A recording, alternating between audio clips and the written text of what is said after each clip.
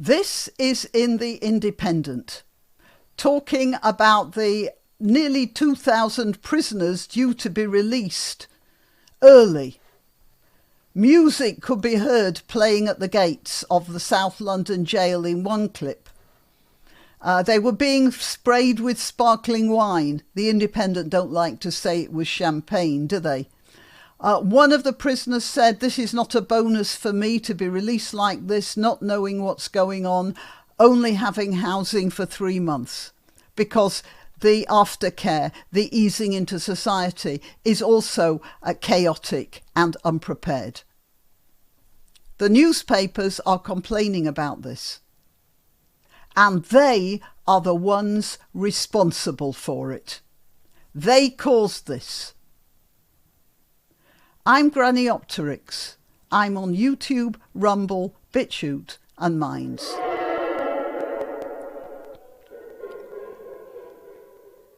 So for those of you who are not in Britain, or those of you in Britain who've had your head in a bag for the past 2 months, I shall point out that there are about 2,000 people who have been arrested and have been given very long prison terms for hurty Facebook postings and that sort of thing. There have been a few who've been convicted of violent crimes during the riots, and some people who were just standing at the side who got arrested during the riots.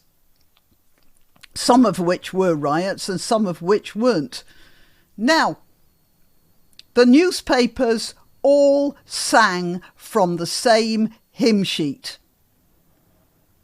Starmer called them all right-wing thugs. This is in The Guardian. Why Britain ended up with far-right riots. The Guardian view on the online far-right. Thugs have brought devastation. OK, that's The Guardian, just in case you think it's only the right-wing newspapers who did this. And then The Telegraph. Thugs rioted because they thought they could get away with it. And here, huge counter-protests quell riots after leaving... Oh, I'm blocking some of that. Far-right outnumbered, which is not true. The so-called far-right didn't exist, and that's why the counter-protests outnumbered them. They weren't there at all. OK, these sickening riots have exposed our social model as a fraudulent sham. Far-right groups clash with police as unrest spreads across UK. OK, that was The Telegraph. And then there's the Mail. Never before seen footage shows far-right thugs throwing missiles. Yeah, there were some people who were throwing missiles. Some of them were throwing missiles as dangerous as toilet rolls, I believe. But yeah, UK riots. Far-right thugs force GP and hospital appointments to be cancelled. Who is behind the riots that have ripped across Britain? OK? And they just followed the Labour Party, the Cooper and Starmer narratives, which characterised these outcries from British working class communities as just far-right thugs.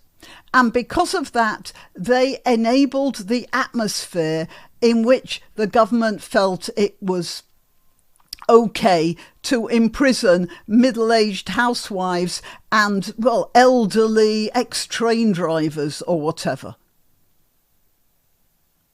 If the newspapers had actually come out with it and said, these people aren't far-right thugs, the ones that were violent, yes, the ones who just did a few anguished posts on Facebook, why are you imprisoning them? No, they weren't doing that. They created the atmosphere. They fluffed their responsibility to hold the government to account. And now, what are they doing? Oh yeah, Killer released early from prison by Starmer. Why did he do that? Because he felt he could. Because the newspapers had been printing this sort of rubbish. before. So now, a killer gets released. A convicted drug dealer gets released. Oh, this is terrible. The early release of prisoners puts Britain's justice system to shame. Yeah, only because the justice system was making political prisoners to displace the real criminals. Hotels could be used to house early release prisoners. Terrible! So the migrants who are going to be moved out of hotels are going to have early release prisoners in them, in those local communities. That's a great idea. Victims not being told their attackers will be released from prison early. I mentioned this in a previous video. Couple of wife beaters or girlfriend beaters, they're getting out early, and no doubt their victims will be living in fear now, and probably justifiable fear. Violent domestic abusers could be released from prison early. The Daily Mail, one convicted drug dealer said the policy had made him a lifelong Labour voter. They're so disgusted by this. If they're so disgusted, why were they calling these people far-right thugs before? Why were they agreeing with the Starmer narrative? They have absolutely no right to say they're shocked now, because they caused it. They followed the narrative that Starmer started pumping out. They reproduced his speeches almost word for word, as if they were from themselves. They have absolutely no right to pretend that they're angry now. It's their fault. If they'd have called the Labour Party to account over their characterisation of ordinary, worried people as far-right thugs, this could not have happened. Till next time, you can help my channel by subscribing and clicking the notification bell. That's quite important. And by sharing if you're so inclined. Links to my other channels and to donation methods are in the description. But the best way you can help is simply by clicking like and notify. Thank you.